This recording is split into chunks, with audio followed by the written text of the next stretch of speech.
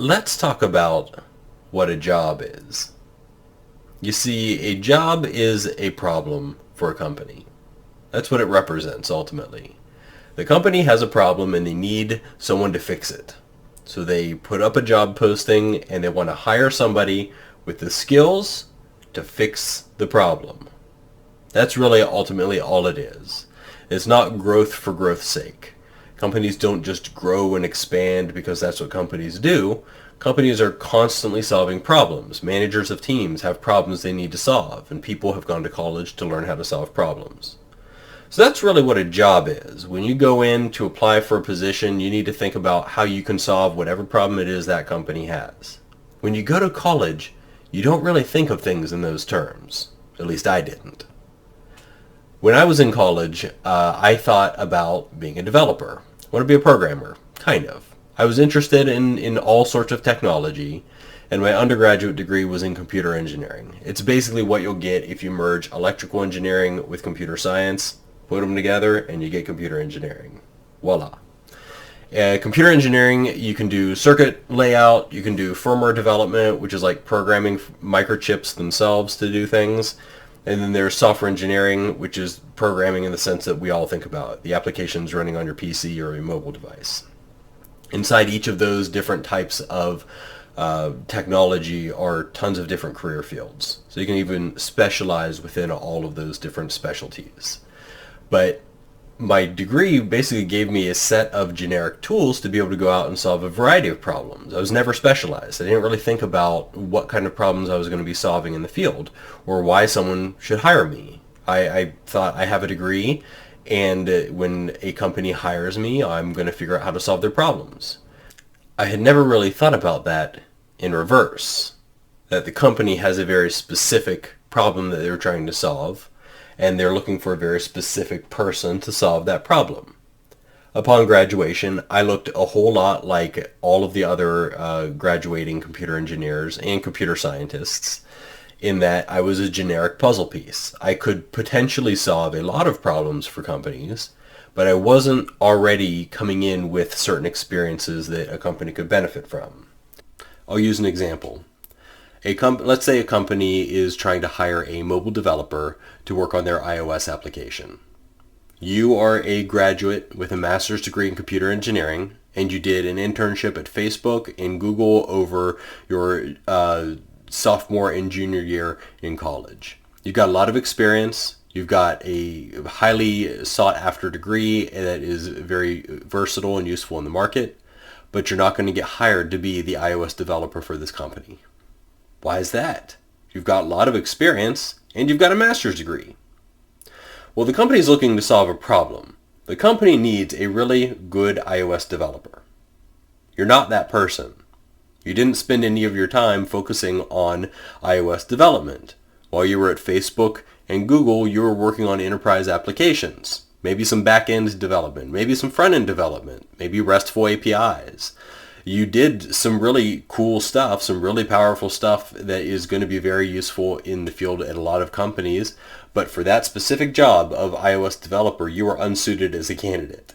And that kind of sucks, if that's what you want to do.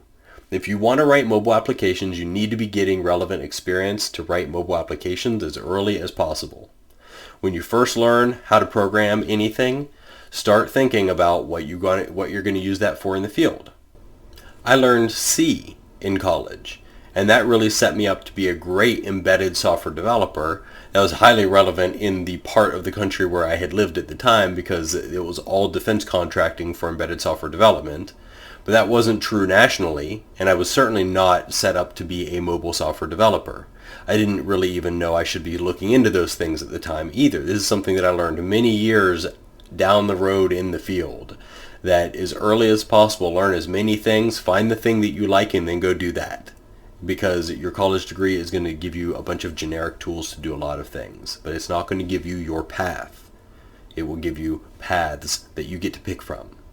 And you can hop around between these paths throughout your career, but you need to bring to the table relevant skills to get the job that the company is looking to hire for. So this brings me to the meat of what I want to talk about. When you apply for a position online, Think about what skills you're bringing to the table to solve a problem for them. A manager at whatever company you're applying for has thought long and hard about what kind of a person would solve the problems that they have on their team.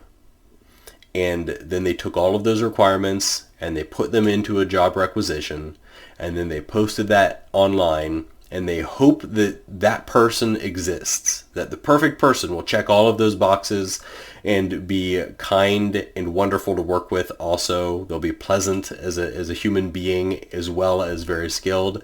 That person, again, may or may not exist, but that's what the hiring manager is hoping for and looking for during the interviews. And depending on how long the job posting has been up, how hard this person has searched for the right employee, they may hire somebody who checks 3/4 of those boxes, or half of those boxes, or 1/4 of those boxes, especially if the job has been open for 6 months. Because after 3 months, 6 months, that manager may lose the position on their team as their leaders kind of take it and prioritize it elsewhere in the business. If I take 6 months to try and hire somebody for my team, I'm probably going to lose that slot and not be able to hire. Why? Well, the business changes. So if you're applying online, here are some things that you can do to increase your odds of getting an interview at a company. The first thing is make sure everything that's on the job rec is on your resume. You need to be able to check all of the boxes that the hiring manager is looking for. And so by having all of the things from the job rec on your resume, you're going to increase your odds of being that perfect candidate that they're looking for. You may have a ton of other things that you have done in your background that are not relevant to that position, but that position is the only thing that matters. Tailor your resume for every position that you ever apply for. 2, have experience in the things on your resume. You would think that this should go without saying, but as I have shared in another video, people who interview with me have been found not to have experience with everything that they have on their resume. Things that I'm hiring for. The flavor of the year is Docker. That's one that are in my job postings that people have on their resume. When I ask them basic questions about Docker, Docker 101, they fail to answer any of the questions. They don't actually have experience in it. Please don't be one of those people. If a job rec says technology XYZ and you put XYZ on your resume, please have experience in that. 3, write a nice cover letter. You see, I'm a person and I hire people for my teams. And when you write a nice cover letter, it sometimes tells me what kind of a person you are. And so when I take a really good person and I introduce them to other really good people on my team, the team gets better. So I'm not just looking for pure skills that I can introduce to my team to get a job done. I'm looking for a great person with the skills to introduce to my team to get the job done.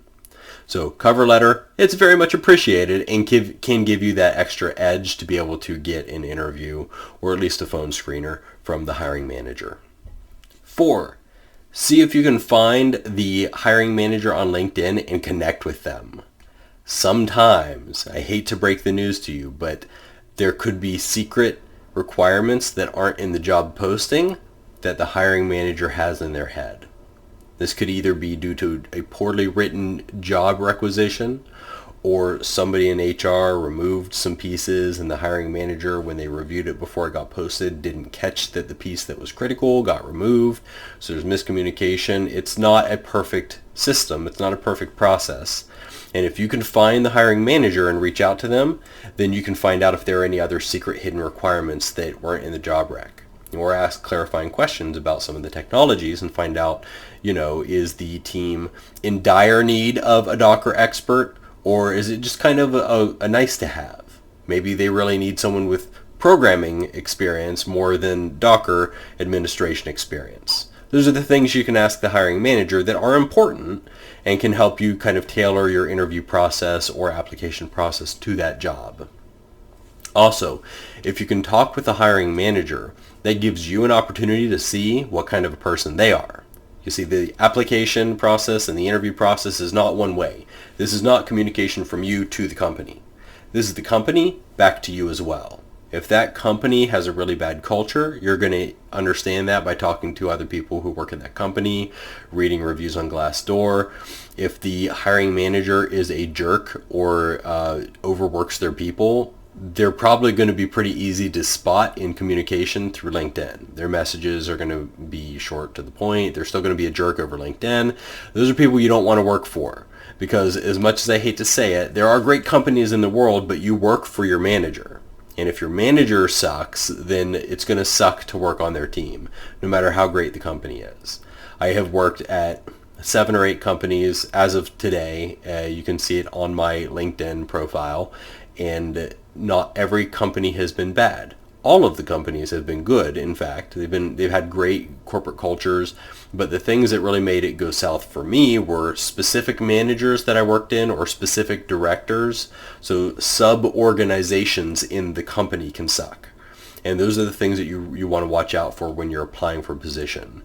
You may think of a company, let's say Facebook, I don't know.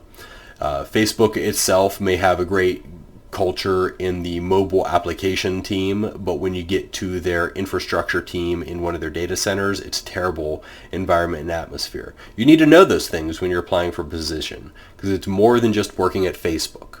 Your experience is going to be on whatever team you're applying for, and every team is different because every team has a different manager. So that's something you need to keep in mind when you're applying for a position. So, to summarize, technology is a huge field with a lot of paths through it. While you're getting your degree or learning how to program, however it is that you are learning, dabble in a whole lot of these different paths. And then pick the one that you like the best to focus in, and then apply for that position using the tricks I had taught you to give yourself a leg up on your competition. It's going to work out well for you, and you'll set yourself up for success. Later down the line, you can always change your path, but you got to pick one and stick with it for a while to be successful. So I hope this helps. Take this advice to heart. Send me more questions. Use it in the comments below, or send an email to hello@grantdryden.com. Give me a like, give me a subscribe, and I hope to hear from you soon. We'll see you next time.